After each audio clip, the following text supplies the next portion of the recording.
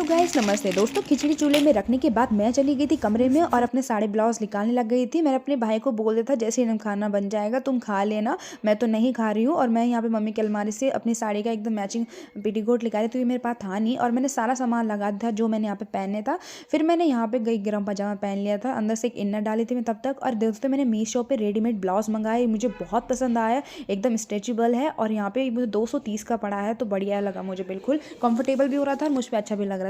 दूसरी तरफ दीपिका ने मुझे साड़ी पहना दी थी, मुझे साड़ी पहनने नहीं आती है और दीपिका ने मेरे अच्छे से यहाँ पे बाल भी बांध लेते। फिर उसने मुझे कान के इयररिंग्स पहनाए और मेरा आप दो लुक देख सकते कितना अच्छा लग रहा था। फिर मैंने छोटे छोटे जो बाल है मेरे वो मैंने आगे निकाले और फिर उसके बाद मेरे यहाँ पे चूड़ी पहनने लग गई थी। चूड़ी पहनना मुझे बहुत ज़्यादा पसंद है।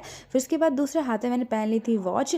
और दोस्तों आप यकीन नहीं करोगे, जो मेरे दोस्त की शादी है वो घर के बगल ही से होके जा रही है, उसका ससुराल मेरे घर के बगल में। ब्लैक कलर की बिंदी लगा दी थी माथे पे और यहाँ पिंक कलर की मैंने हल्की सी लिपस्टिक लगाई, क्योंकि ज़्यादा गाड़ी में लगाती नहीं हूँ, मेकअप कुछ ज़्यादा किया नहीं था। और दूसरी तरफ से आप दूल्हे को देख सकते, बारात आ चुकी थी और मैं रेडी होके ऊपर से देख रही थी और नाच भी रही थी। बड़ा मजा आ रहा था। नाच नाच।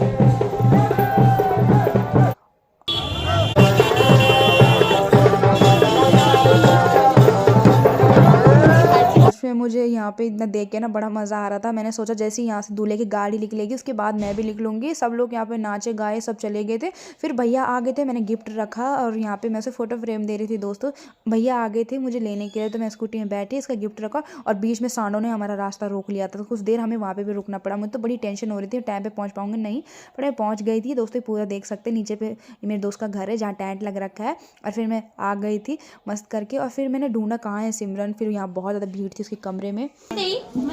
ओहो, यहाँ ब्राइड तैयार हो रही है। इधर तो देखने मन नहीं कर, डर भी नहीं लग रही, खुशी भी लगी हुई बेचारी तैयार करने। बाद उस पे यहाँ पे सारे इयररिंग्स ज्वेलरी पहनाने लग गए थे, बड़ी प्यारी लग रही थी। उसके बाद उसे चूड़ियाँ पहनाए और फिर हमें बोल दिया गया था कि ऊपर पे जाओ और यहाँ पे रिबन कटाना है, तो यहाँ पे सारी लड़कियाँ आ जाओ। तो यहाँ पे हमारा रिबन ही टूट गया था, हमने जस्ट ऐसे करके उसे जुड़ाया और हम तीनों आ गए थे, शिवानी, खुशी और मैं। और यहाँ पे इंतज़ार कर रहे थे और बरडाली भी आ गई थी सिमरन के ससुराल से। फिर उसके बाद यहाँ पे हम सब थोड़ा देर वेट किया, फिर दूल्हे जी की एंट्री हो गई थी। दूल्हा सच में बहुत अच्छे लग रहे थे, जीजा जी। फिर यहाँ पे आंटी जी ने आरती करी, जो रस्म होती है वो रस्म करी। फिर हमारी मस्ती स्टार्ट हो चुकी थी। जीजा जी ने पैसे दिए, बदले में हमने कैंची दी और रिबन कट हुआ। मुझे बहुत खुशी हुई कि मेरे इतने सारे दोस्त मेरी शादी में आए।